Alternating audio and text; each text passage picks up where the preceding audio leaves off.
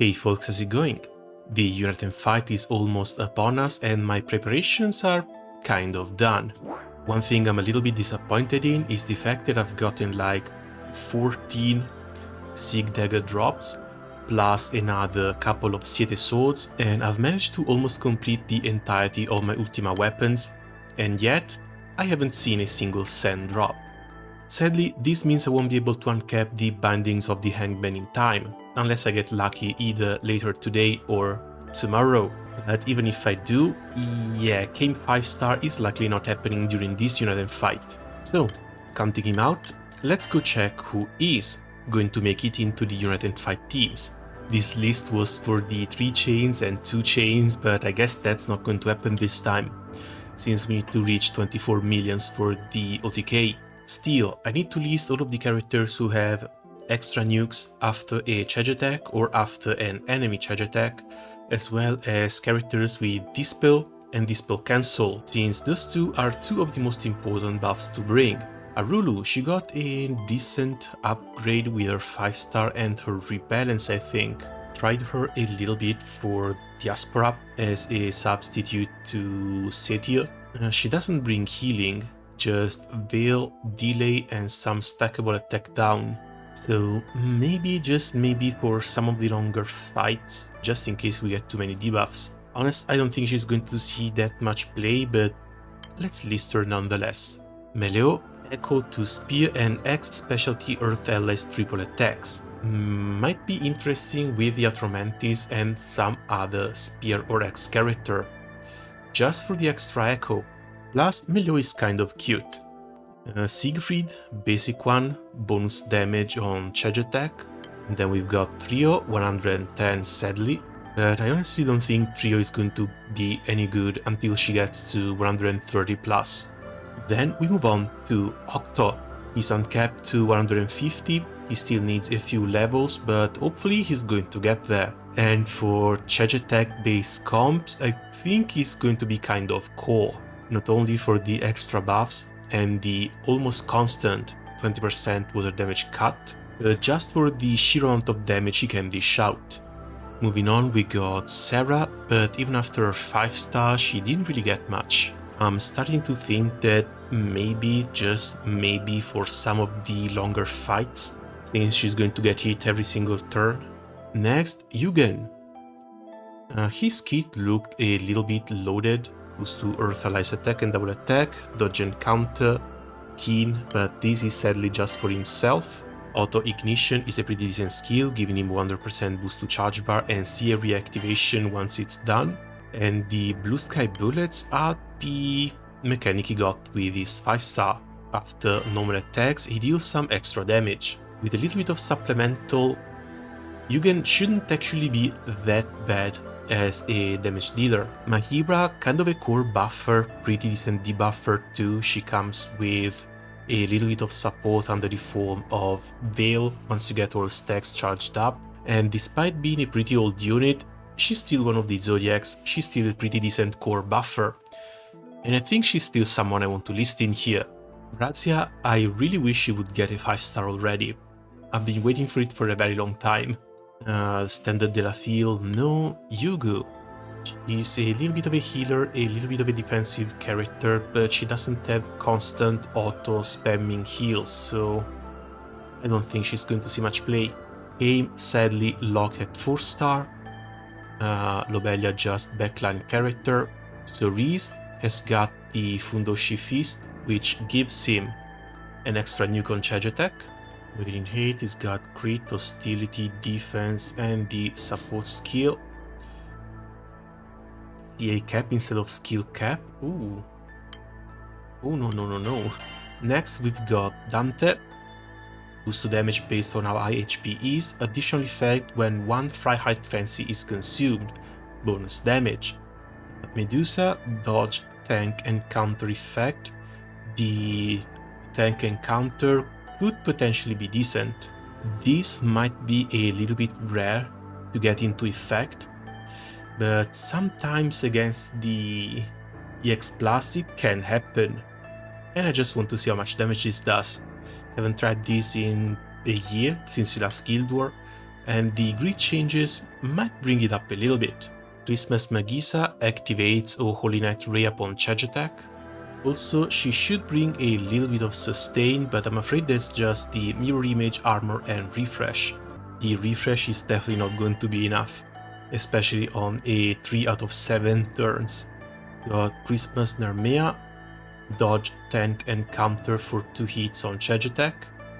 Plus, of course, the substitute and assassin. She's going to need 2 buttons to do anything though, as usual. Persia sadly got a really horrible kit, despite having a 7 hits or damage to random foes. These 7 hits actually do little to nothing. Let's see if they can actually go up with a few of the new weapons, but I seriously doubt that. Pengi is actually someone I didn't have last time, and I'm really glad I got her. Consumes 1 PN on normal attacks to deal triple attacks and earth damage to all foes. The sheet should be decent for an auto-focused EX+. Silva. Summer Silva is sadly not going to do much, but she does an extra nuke when you get the Astrophism Chain Burst. This means having to go up to 4 chains though, which might kind of kill the speed for EX+ farming, since you get a lot of lockout from that. But considering we might still need a click or 2, yeah, I think I kind of need to wait those things out. Mireille and Rosette. Supplemental, guaranteed triple attack and possibly an assassin if she can start with 2 crests somehow. That's a click though. I don't think I've actually ever used them, but let's give them a shot. Now, Edgy Sandalphon is a character I never really liked. This might actually come really in handy against the Nightmare 200, since we will likely need a crap ton of dispels, and we currently have none in our list. Now, Lemna. Drain and Supplemental, and chance to activate Prière at the end of the turn. Chance increased based on number of allies debuffs. Yeah, I'm not sure. Summer Illnot. Consumes 1 piece to activate Peace Out, earth damage to a foe, delay, dispel. But the best part about her is that she makes everyone start with 40% extra charge bar, enabling 4 chains with just a single 1 long. Also, she's got fairy skill in here. Now, Halloween Kokoro, absolutely insane since she's got the triple way split attack. The boost to attack and defense upon dodging also makes her a little bit better for longer fights too. Anthuria, Echo, Hype, double strike to herself and MC, and as we've seen with the new Luchador skill, she might be really interesting. My main problem with her is that this healing is apparently not enough to out-sustain the Siegfried Dagger, even just 1. Sidala has an assassin, but she needs turn 2 to use it. They are really good for longer fights though, especially if they can have someone who keeps buffing their triple attacks, since they themselves don't actually like to do it all that much. Now Galleon. This is also another character I didn't have last Guild War, so this one should be fun. This one lets her get assassins, but prevents her from attacking once every 2 turns. Honestly, not even that bad of a deal considering how high the damage she deals is. Sadly, this is not going to come into play when it comes to the United fight. The free assassins though, pretty damn nice. Also, well, dispels. She's going to need 1 click to properly become of use, but that's 1 click I can live with at the start of any fight. Next up we've got Summer Rat. Honestly, she might be my actual largest source of sustain. I'm not even kidding, because I don't have Setia. So she could be good either for an EX plus setup to give double strike to the rest of the team, as well as for a charge attack focused one, since she still gets full force counter and she boosts CA specs and charge bars. Next one is Tico, again a healer, might maybe be interesting for longer fights, unless I actually need the full dispel, because again, dispels have been extremely rare so far. Adam, 700% earth damage to a foe removes 1 buff, that's one of the dispels, activates twice when Achillia is in effect. Oh, that's actually quite interesting. He's both a buffer and a tank. How big is the buff? Oh, 30% perpetuity and 50% defense actually doesn't sound that bad. I'm thinking maybe, just maybe, for some of the longer fights. The 70% water cut is also 2 turns out of 8. You pair this with Octo, and you could go some turns taking only 10% of the damage the boss does. I know I've always been struggling with Earth characters, but man, I really don't like this list. So for the EX Plus, it's got to be split between possible charge attacks and normal attack damage. Classes, honestly, I'm tempted to start with Cavalier, but I'm pretty sure I'm never going to get to the 24 millions with it. This one has to be with Galleon Guns, and I think it has to be too. Sadly, I didn't get anything with Stamina, so I'm going to have to settle for Attack. When it comes to weapons, I think one of these has to be obligatory. One of these has 3 different attack skills. And since I'm not running Kame, I might want to run 2 as well. Next has got to be something with the second highest attack, which is going to be our lovely Perseus. Darkopus has to be here. All Might Spear brings normal attack and boost to CA cap. Might be decent to slot in here. If I need to run Octo, yeah, I think I'm just going to slot in the Katana. Don't really like how this looks. Alright, so Octo has to be in. If I want him last slot, I might want to try Trio as well, even if she's not listed. And the last one, I'm just going to slot in Kame, even though Kame is not going to provide bonuses in this scenario. That's just so I don't have to swap him around later. Now, are you ready for disappointment?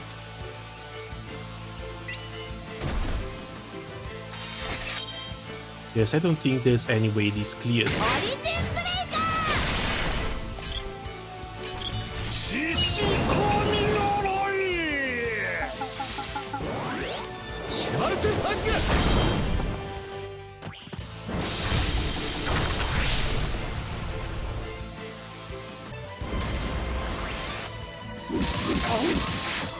Okay.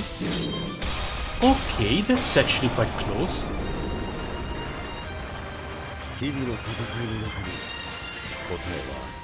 Ah. They cleared on 3 chains. What the hell? Yeah, that was an unexpected surprise. They cleared on 3 chains. If that's the thing, then I really don't need to worry about farming for meat. Yeah, no need for silver, no need to sweat anything. That's actually quite nice. 24.1, 4 seconds, with 4 millions from MC alone, 7 millions from Saressa. Alright, she's counting the counter too. 24.1 at 7, 6.4 and 6.6. This kind of does use 2 Transcendent Eternals though. We can slot Octo in the first one and give everyone else an attack buff.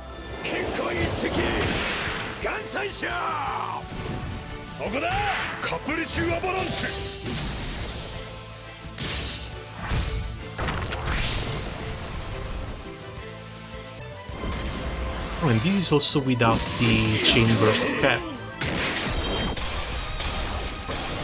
Could slot in a Chain Burst cap instead of skill cap, they would probably do a little bit better too. 24 millions, that's 7.5 from Octo, from the counter too. 6.3, 6.4.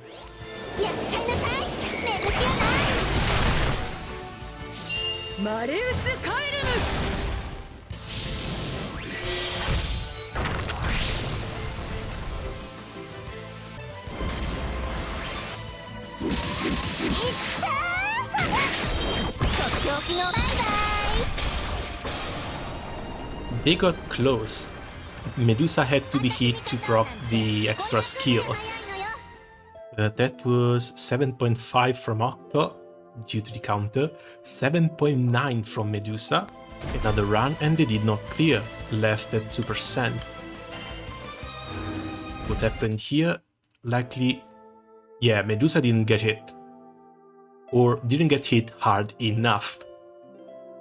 She needs to be slapped pretty damn heavy to proc the extra skill.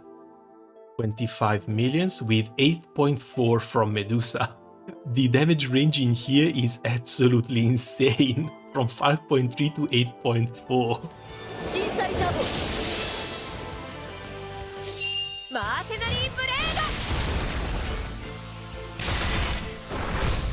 Yeah, it's a 1.2 million nuke. Even if I got the damage supplemental and whatever, it could go maybe to 1.5 to 1.6. But it's still nowhere near good enough to be useful. In fact, they don't clear. Narmea 5.7. This is without counter though, right? You didn't get hit. 6.5 from Herja. Actually close to Dante. And another 6%, so the damage stays consistent. 5.8, 6.5. We do see that Herja is actually not that bad. 6.5 is a little bit more damage compared to Dante. And this is also with just basic rings. No skill cap, no supplemental. Summer Silva is in the backline, and Summer Ilnot I guess we no longer need, because if I can do 3 chains, there's no need for me to look into a 4-1. Yeah, Sarasa, Octo, and a whatever +1 is going to be good enough for OTK. Possibly Medusa just because she's funny. And cute. And funny. Let's try... Oh, right, I got the Ultima done. I can try up Saras with the full buffs now. And yeah, I think I'm still going to run both Belial and Summer Belial. The counters have been proven useful enough, but I'm still never uncapping this.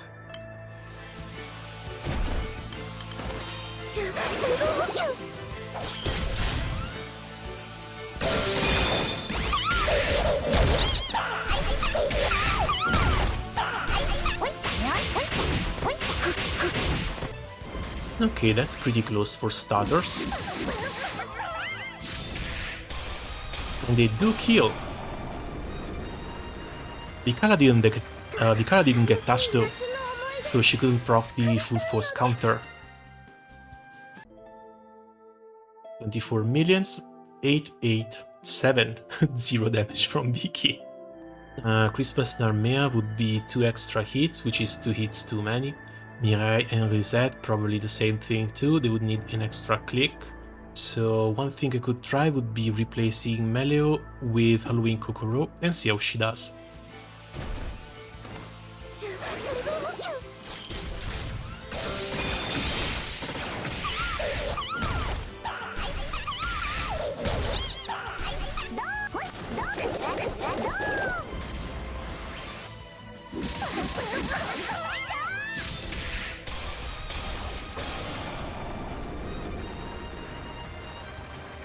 This is also just on double Yggdrasil without having the need to call for a summon. Like Babs alone would deal 6 million damage, but he would also take a little bit of time. 4.6 millions from Halloween Kokoro. That's fairly low.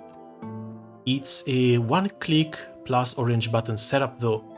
So one thing I would need to check is how fast this is compared to a 3-chain.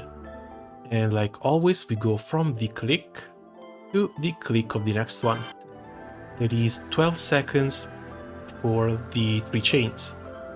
Next click should be somewhere around here. 11 seconds and 31. Another click is here at 11 seconds and 25. That's the first OK. That's the second OK for 15 seconds. That's another one at 13 seconds 50. Next one is here, and that's 14 seconds and 18. So skill plus normal attack is actually a couple of seconds slower compared to just a 3-chain. I don't really have much of a point in trying to optimize this. Looks like 3 chains is going to be the way to go for me for this next Uniten fight. So next we want to check out some Nightmare 95s. Nightmare 95s are very likely going to be Bub's material. And since we've got an assassin, I think I might want to try Luchador here. Maybe not the new skills, since I'm likely going to try for 1-turn setups. And do I need to change something else? This is also on killing support. And for Nightmare 95, killing should not be needed.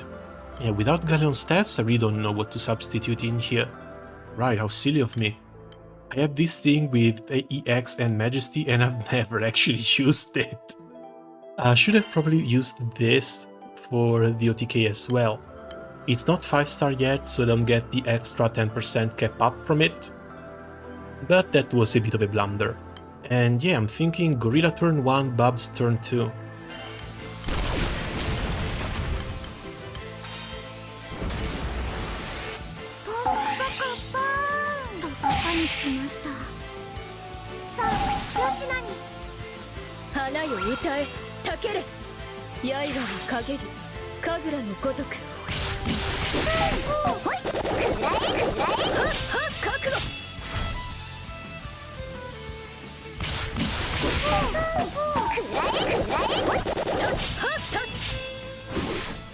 I do like the sheer amount of damage that Kokoro is inflicting. That's 80 millions in a single turn.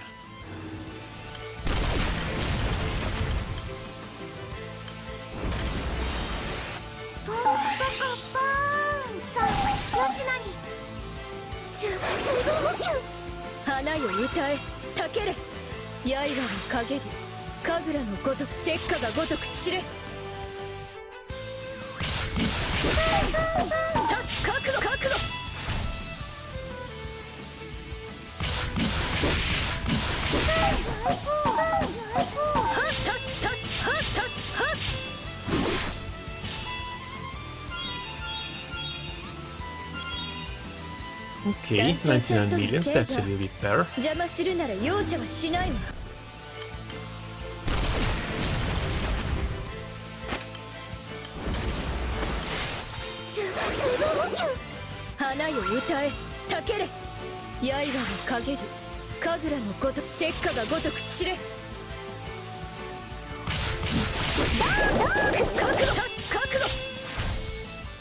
But yeah, the lack of echoes might actually kill this.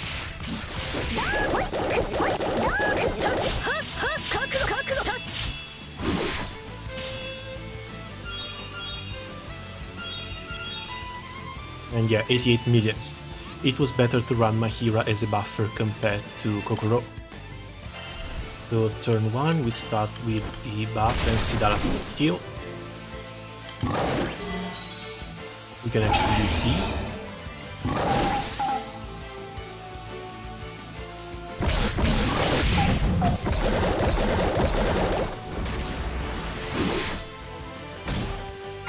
And turn 2, Babs and Tag Team.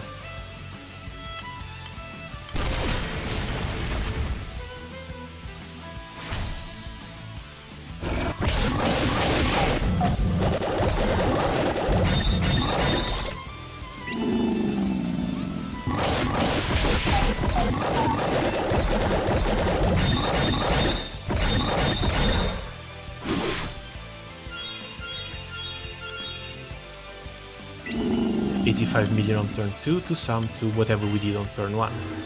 100 million total. That's almost the same amount of damage as the first team, that's weird.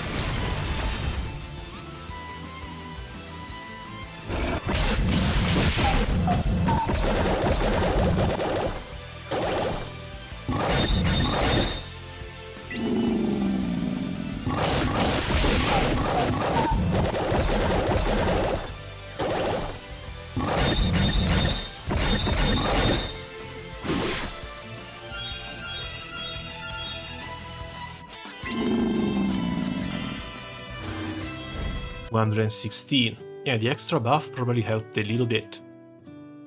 31 million, up from 18 from Kokoro. And 42 for Sidala, which is close to what she did before. Yes, even just running something like this on full auto for 2 to 3 turns should be more than enough already. Again, I don't really feel like sweating this Guild War. As long as I have some decent full auto setups, that's more than enough for me.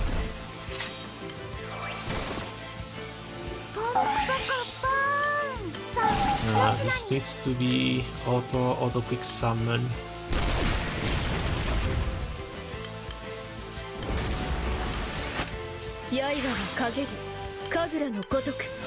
Yeah, take that out.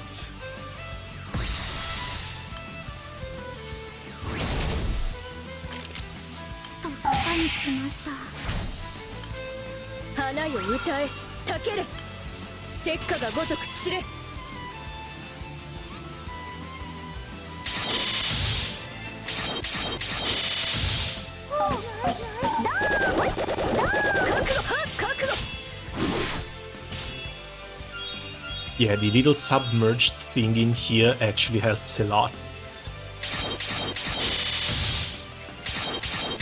Especially Kokoro.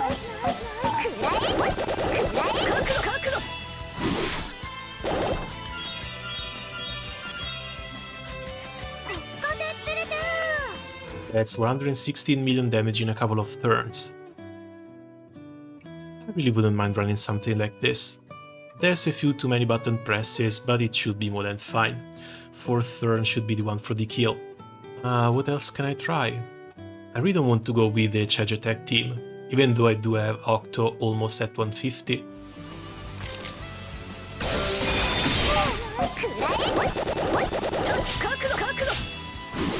Okay, I do like the 2 million autos.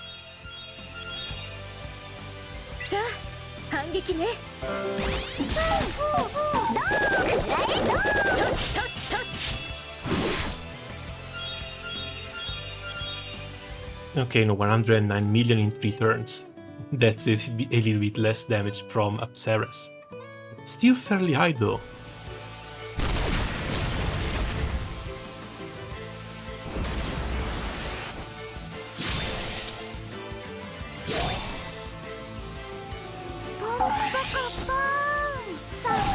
The damage amp also lasts for 3 turns, so they get the assassin with the damage amp as well.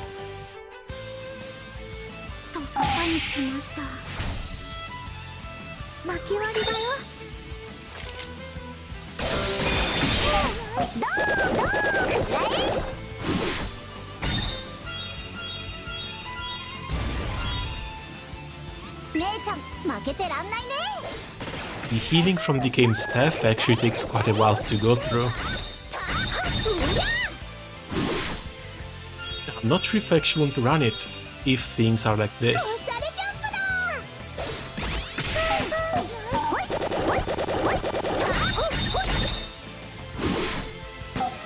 Yeah, that healing animation actually slows things down quite considerably.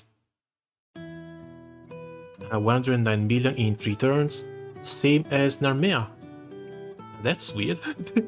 Basically the same amount of damage between Sidala and Narmea in the same amount of turns. I think that's about it. I need the actual Nightmare 95s in order to do more proper testing and try out the speeds. So that's going to be it for the Guild War preparation for this upcoming Earth one. Hopefully there were a couple of good pointers in all of this. So as always, thanks a lot for watching. Let me know how your Guild War preparations are going and see you around soon. Ciao!